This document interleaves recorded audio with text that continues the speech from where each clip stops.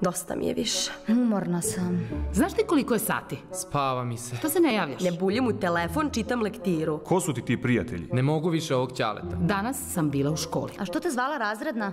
Kažnjena si. A ko je ona sad pa da mi zabrani da izlazim? Ma ništa mi nije zanimljivo. Nosit ćeš ti meni džakove. Ne mogu više ovo da izdržim. Da nije ta suknja prekratka? Meni se tako sviđa. Na šta ličiš? Šta mi fali? Znači, kako smara. Sredi taj haos u sobi više. O ne, opet počinju.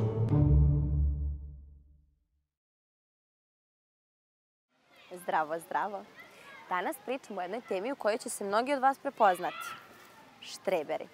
Ko su štreberi? Bubalice, ulizice ili odlični učenici? Ili ništa od toga? Zašto mi uopšte imamo potrebu da etiketiramo jedni drugi? Imam jednu dobru ideju. Ajde da pitamo nekog ko će nam dati pravi odgovor.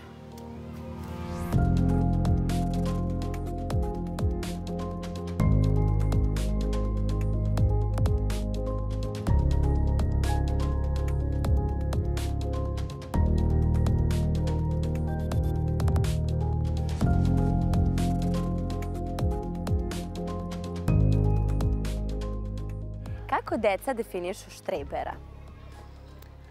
Generalno etiketiranje učenika u školskoj sredini, onih učenika koji imaju visok nivo aspiracija za učenje, je nešto što se dešava u komunikaciji u školskoj sredini. Ali deca definišu štrebera na dva načina, a to je štreber bubalica i štreber sveznalica. Tako da kažu da štreber bubalica je više onaj ko uči mehanički, ko jako puno vremena provodi u učenju, ko uči napamet. Pri tome neće baš mnogo da pomogne svojim drugarima i izuzetno mu je bitno kakvu će ocenu da dobije. A štreberi sveznalice su oni učenici koji imaju visoke sposobnosti, koji uče sa razumevanjem i žele naravno i da pomognu svojim drugarima.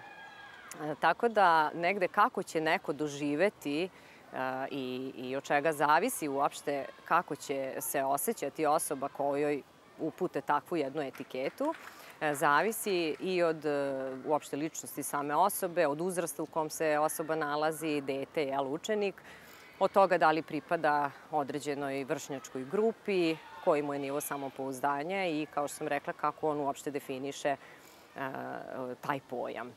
Da li su tebe ikada nazvali štreberom?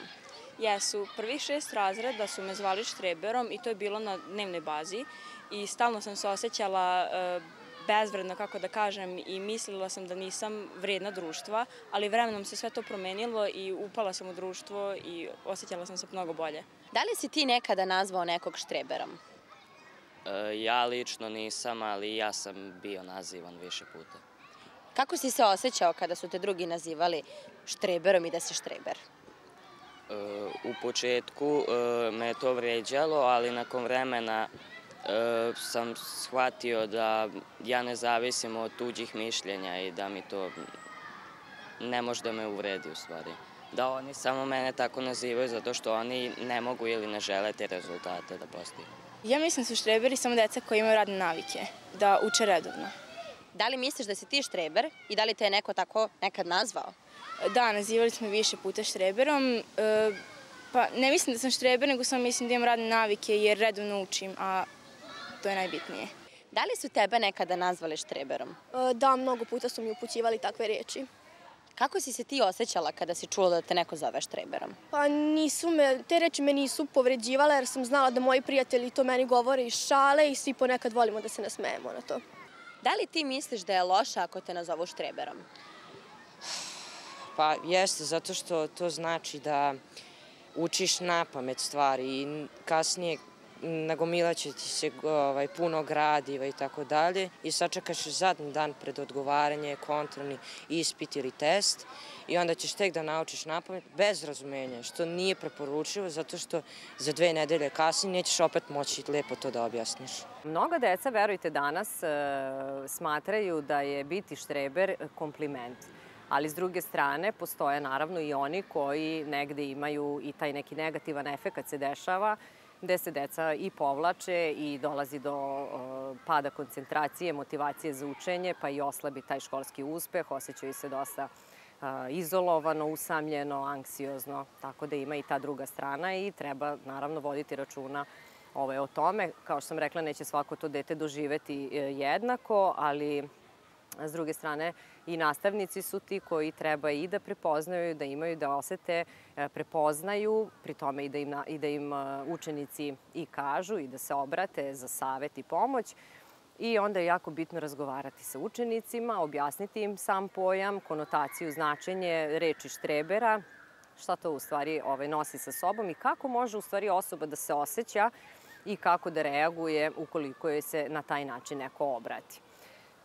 Treba istaći i to da onaj ko izgovara tu reč i taj pojam koji usmerava ka nekome takođe govori nekim delom o sebi i onome kakva je on osoba i kakva je on ličnost, tako da to vrlo često bude i na neki način omalovažavanje nekih svojih nedostižnih ciljeva. Bitno je svakako isticati maksimalno pozitivne rezultate i to smatrati i vrednovati kao visoku vrednost.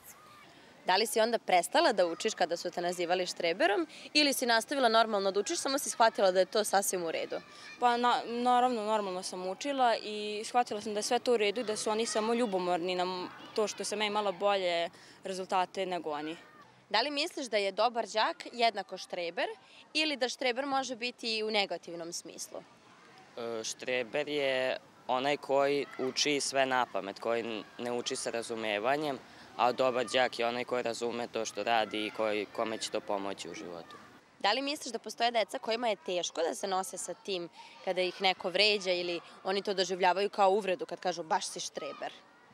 Pa zavisi kako im je ko to rekao i zavisi od osobe do osobe kako je ona to shvatila. Da li misliš da je neophodno biti u dobrom društvu da bi imao samopouzdanja ili da možeš i sam da se izboriš sa pogrdnim nazivima? Pa zavisi, ali mislim da ponekad možete i sami da se izborite sa tim i da tu nema ništa loše.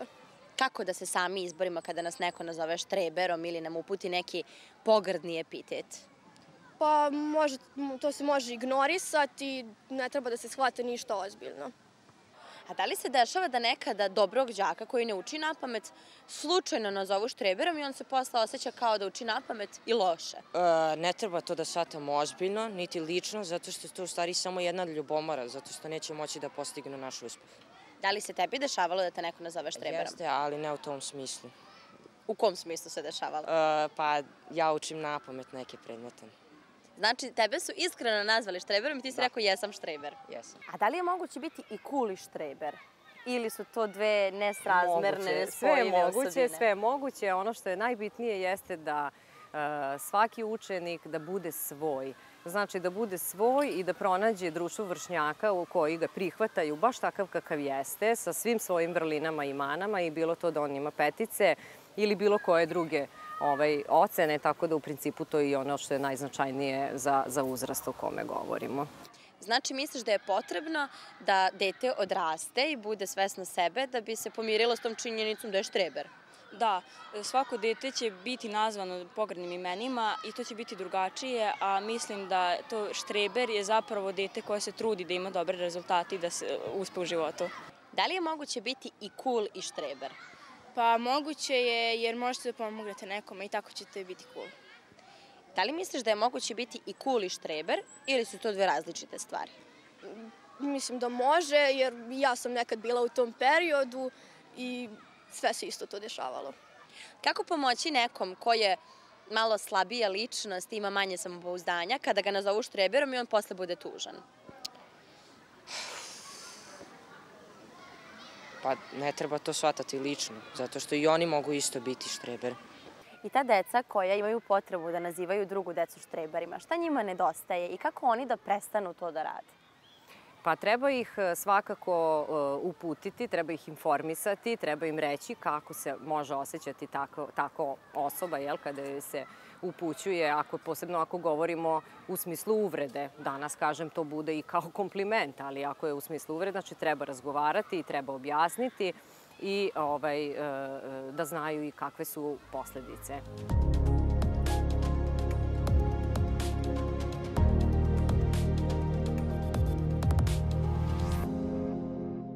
budite deco svoji. Pratite one svoje unutrašnje impulse, znači učite, radite, jer znanje je moć.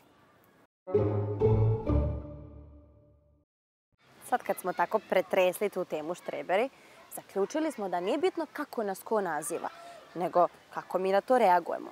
Zato, nek nas bude baš briga da li nam je neko rekao da smo štreberi, nego treba da učimo, da se gradimo i onda šta god da nam ko kaže, mi ćemo biti sasvim okej s tim. Jel' tako? Zato, hajde sada zajedno da štreberišemo.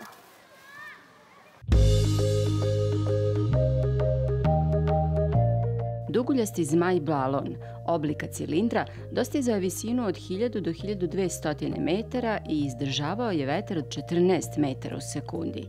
Za poletanje je potrebno da se balon napuni sa 1000 metara kubnih helijuma. Koliko je najviše ovakvih balona moglo da poleti ako je na raspolaganju bilo 5000 kubnih metara helijuma? Tačan odgovor, moglo je najviše da poleti 5 ovakvih balona. Znamo da je za poletanje potrebno 1000 metara kubnih helijuma.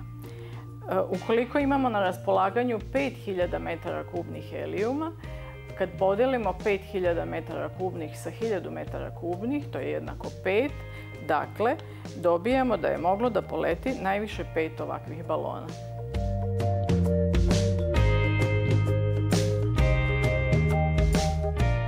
Gušterača ili pankreas je organ koji čini deo 2 sistema organa. Koja su to 2 sistema? Nervni sistem i sistem organa za razmenu gasova. Sistem organa za izlučivanje i cirkulatorni sistem. Nervni sistem i cirkulatorni sistem.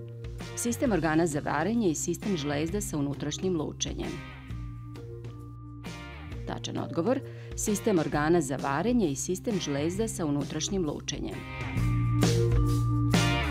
Pankreas je žlezda koja ima 2 uloge, egzokrinu i endokrinu.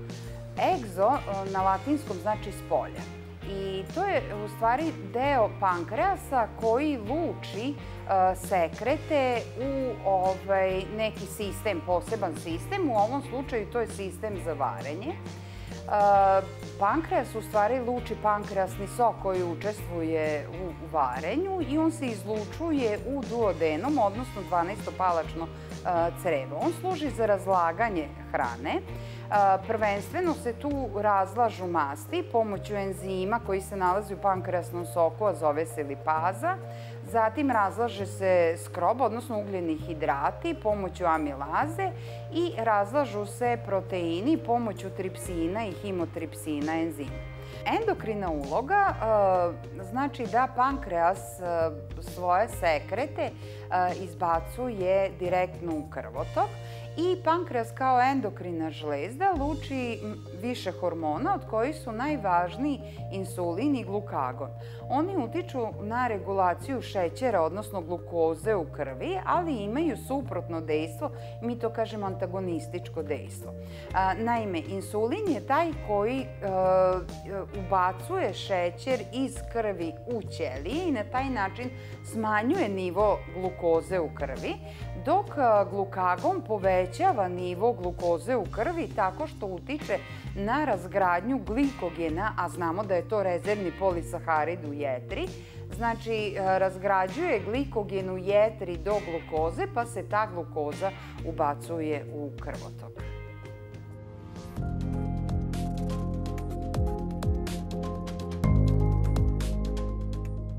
Studentsko pozorište na Akademiji umetnosti u Novom Sadu nosi naziv Novosadsko pozorište, Promena, Teatron.